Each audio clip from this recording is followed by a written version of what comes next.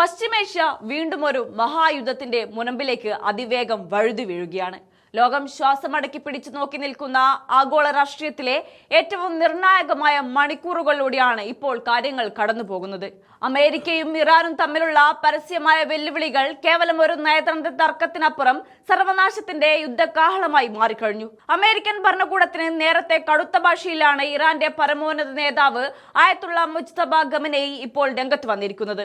ഒരു കീറിയ ചാക്കും ഡൊണാൾഡ് ട്രംപിന്റെ വാക്കുകളും ഒരുപോലെയാണെന്നും രണ്ടിലും ഒട്ടും വിശ്വാസ്യത കാണുന്നില്ലെന്നുമാണ് ഇറാന്റെ പരമോന്നത നേതാവ് ലോകത്തോട് വിളിച്ചു പറഞ്ഞിരിക്കുന്നത്.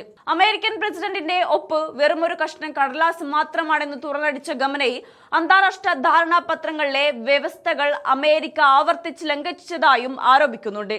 ഇനി ഒരു വിട്ടുവീഴ്ചയ്ക്കുമില്ലെന്നും പ്രകോപനപരമായ ഈ നീക്കങ്ങൾക്ക് അമേരിക്കയെ ചരിത്രത്തിൽ ഒരിക്കലും മറക്കാനാവാത്ത ഒരു കടുത്ത പാഠം പഠിപ്പിക്കുമെന്നുമാണ് ഇറാന്റെ ഒടുവിലത്തെ മുന്നറിയിപ്പ്. തങ്ങൾ പ്രതിരോധത്തിലാണെന്നും അമേരിക്കൻ ശത്രുതയ്ക്കെതിരെ ഇറാനും അവരുടെ ശക്തമായ റെസിസ്റ്റൻസ് ആക്സിസും ചേർന്ന് മാരകമായ തിരിച്ചടി നൽകുമെന്നും ഇറാന്റെ ഔദ്യോഗിക ഭരണകൂടം വ്യക്തമാക്കി കഴിഞ്ഞു. കാര്യങ്ങൾ വെറും വാക്കുകളിൽ ഒതുങ്ങുന്നില്ല.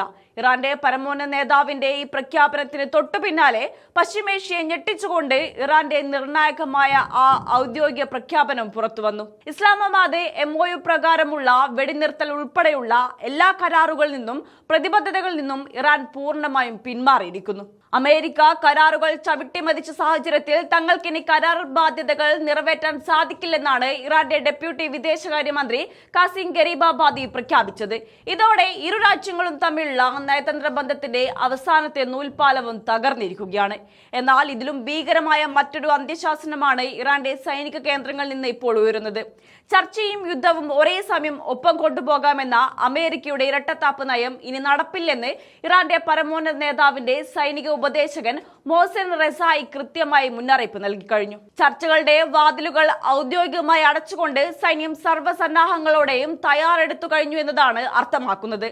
അടുത്ത 2 മുതൽ 3 ദിവസങ്ങൾക്കുള്ളിൽ പശ്ചിമേഷ്യയിലെ യുദ്ധ സാഹചര്യം അവസാനിച്ചില്ലെങ്കിൽ കാര്യങ്ങൾ കൈവിട്ടു പോകുമെന്നാണ് റസായി ടെലിവിഷൻ അഭിമുഖത്തിലൂടെ ലോകത്തിന് നൽകിയ അന്ത്യശാസനം. കേവലം ഒരു സാധാരണ തിരിച്ചടിയിലോ മിസൈൽ ആക്രമണത്തിലോ ഒതുങ്ങുന്നതായിരിക്കില്ല ഇറാന്റെ അടുത്ത നീക്കം.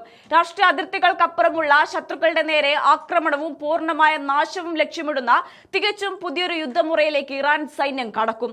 ഇറാന്റെ പുതിയ സൈനിക തന്ത്രത്തിന് മുന്നിൽ യാതൊരുവിധ രാഷ്ട്രീയ അതിർത്തികളും സുരക്ഷിതമായിരിക്കില്ല എന്ന ഇറാന്റെ ഭീഷണി അമേരിക്കയ്ക്കും സഖ്യകക്ഷികൾക്കും വലിയ വെല്ലുവിളിയാണ് ഉയർത്തുന്നത്.